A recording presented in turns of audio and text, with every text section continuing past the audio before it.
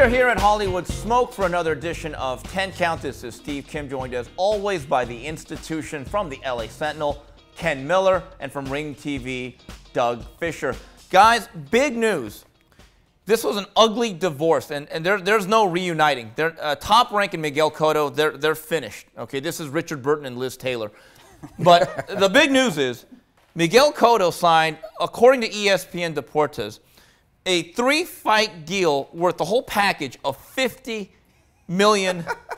Yeah, your reaction says it all, Doug. Yeah, you know, okay, this is great for Miguel Cotto. Yeah.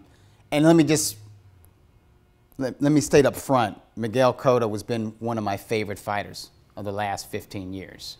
Since he came out of the 2000 Olympics, I've always enjoyed watching him fight. I've always made it a point when I was able to be there and to cover his fights live from press row, whether it was in New York City or Atlantic City or Puerto Rico. You know, 11 years ago I was there in I believe it was Bayamon when he won his first world title at 140 pounds. And, you know, he was one of those guys. I think he's a future Hall of Famer, and he'll get a check next to his name once I see it on the International Boxing Hall of Fame's ballot. But with what he's done this year, with not going through with the Canelo Alvarez fight, splitting with Arum and signing with Roc Nation, it lets me know that he is effectively done as a fighter. This was basically sort of his cash out. His cash out. This is him cashing out. There's no way Roc Nation is going to recoup that $50 million investment. I don't know who he can fight 3 times, but if you're paying that much money, those are going to have to be pay-per-view events. And who can he fight that is a name that can make for just one guy, real pay-per-view event? The guy he turned down, Canelo. Ken, my question is this, very simple. Is Roc Nation Al Heyman without a brain and a game plan? Well, Roc Nation is Al Heyman with Jay-Z and Beyonce. That's a whole different ballgame right there, baby. But what's their plan? Then what's their plan? Here's the plan. What Jay-Z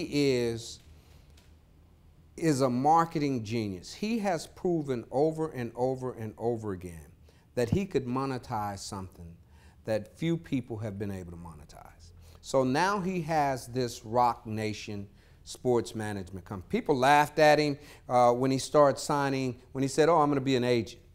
They're not laughing now. He got, you know, he got Robinson, Cano, Kevin Durant. Kevin Durant.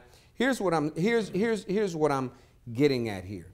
I disagree with you that Miguel Cotto is done as a fighter, because essentially what you're saying is that if Miguel Cotto is not fighting with this promoter or that promoter, he's not going to be able to fight anybody. No, I'm not saying that. I'm saying a fighter is defined by who he fights. Right. I know, listen, like I said, he's a future Hall of Famer, and I recognize that, and I respect him. No, what you're saying, Doug, what you're saying is, what I disagree with you, is that if someone puts a chunk of money on the table to fight Miguel Cotto, they're gonna fight. No, but he makes a good point. By burning bridges with Todd DeBuff and Top Rank, and I didn't like that might include HBO as well. Right, and I didn't like these options. Tim Bradley's off the table, Brandon Rios is off the table, and now K9 Bundridge on pay-per-view, 2 words, good luck. Well, that doesn't enhance the fight. That tells me, listen, K9 Bundridge is somebody who, listen, maybe at this stage of Miguel Cotto's career, maybe he's got a shot, but just on paper, it's a mismatch, and it's not something that people are demanding. The only guy in the sport of boxing outside of Canelo Alvarez who can carry a universe of boxing fans, particularly in New York, is Miguel Cotto. No, see, Miguel Cotto. That makes sense for Roc Nation to sign him in that they can build something underneath him. He is an attraction in New York City. And they do want to do business in that market. You have Madison Square Garden. You got the Barclays Center. If I'm Jay-Z, I can go to either one of those venues and say, okay, look, I've got Cotto, and he sells tickets. Yeah, and I may give you a couple back-end concerts on the back. Well, that's part of that. 2 points though. Part of this $50 million is about a clothing line and concerts and being mogul Cotto. Yeah, I did that. Also, an important distinction though, Ken. There's a difference between being a manager where you get a percentage of a salary paid by an owner, like the Oklahoma City Thunder with Durant.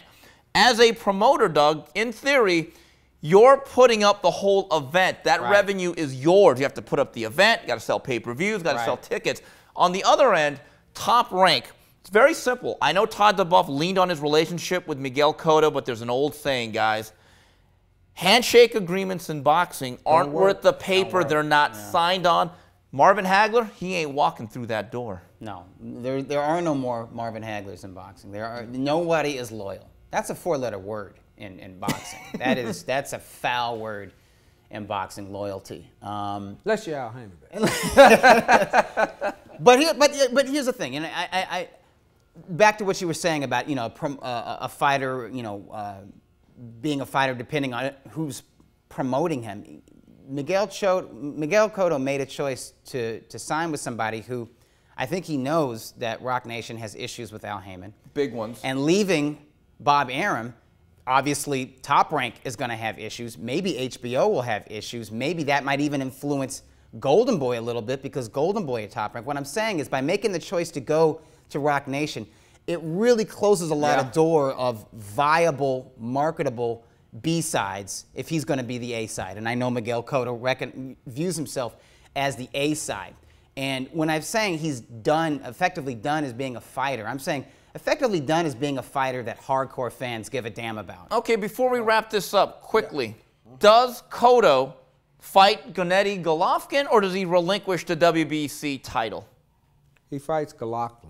What? What? Yeah. Now, wait a minute. He called Pacquiao Mayweather. He did. I got to respect that. I think he fights Triple G, and I think he fights Triple G on the 3rd and final fight of the Roc Nation. Somewhere out there, Tom Loeffler is smiling broadly. You disagree, though, right? No. Listen, part of the reason I think Miguel Cotto wanted to sign this deal is he knew, hey, these are not going to be killer fights because the man has spilled a lot of blood in the past, which is part of the reason I have the utmost respect for him. All right.